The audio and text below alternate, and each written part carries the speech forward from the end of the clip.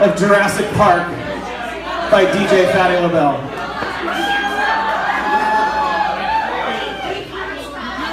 The John Hammond and his bioengineering company InGen have created a theme park called Jurassic Park, populated with cloned dinosaurs.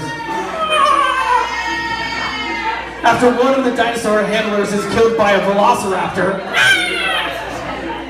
the park's investors demand that the experts visit the park and certify it is safe.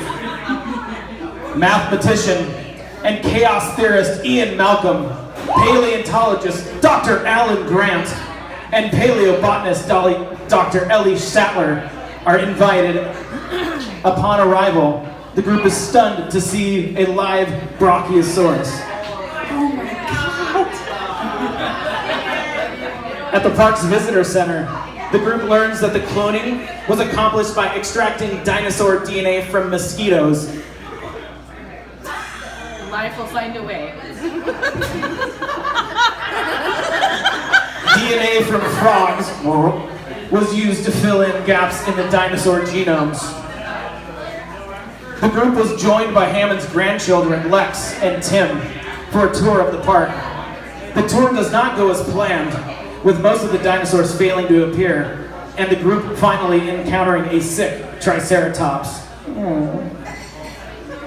The tour is cut short as a tropical storm approaches. Most of the park employees evacuate while the visitors return to vehicles, except for Ellie, who stayed with the park's veterinarian to study the Triceratops.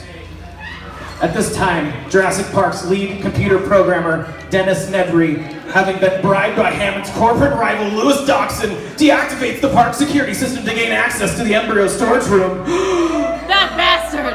Fuck that guy. Knew it. It is in that storage room where he steals the valuable fertilized embryos. Nedry stores the embryos inside a canister of what distinguished men's shaving cream. Sure.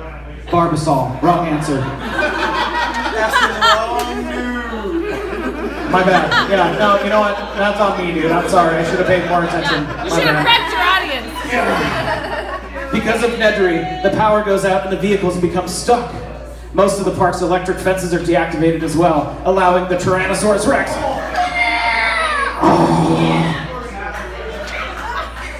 to escape and attack the tour group.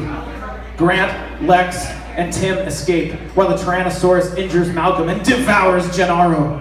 On his way to deliver the embryos to the island's docks, Nedry becomes lost in the rain and crashes his Jeep Wrangler and is killed by the Dilophosaurus.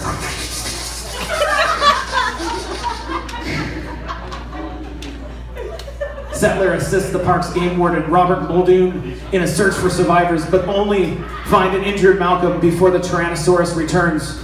Grant, Tim, and Lex take shelter in a treetop. Later, they discover the broken shells of dinosaur eggs. Dr. Grant concludes that the dinosaurs have been breeding, which occurred because of their frog DNA from the West African bullfrog. Life found a way. Life did find a way. It's because of their single-sex environment, allowing the dinosaurs to change their sex and procreate as well, proving Malcolm right. Unable to decipher Nedry's code to reactivate the security system, Hammond and the park's chief engineer, Ray Arnold, opt to reboot the entire park system. But this deactivates the remaining fences and releases the Velociraptor.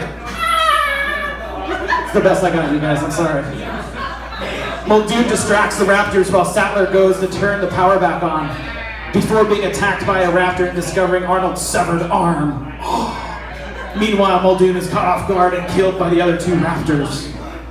Grant, Tim, and Lex finally reach the visitor center. Tim and Lex are pursued by the raptors into an industrial kitchen, but they escape and join Grant and Sattler. Lex restores the full power from the control room, allowing the group to call Hammond, who in turn calls for help.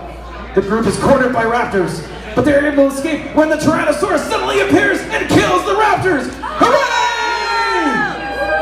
Hammond arrives in a Jeep with Malcolm, and the entire group boards a helicopter to leave the island.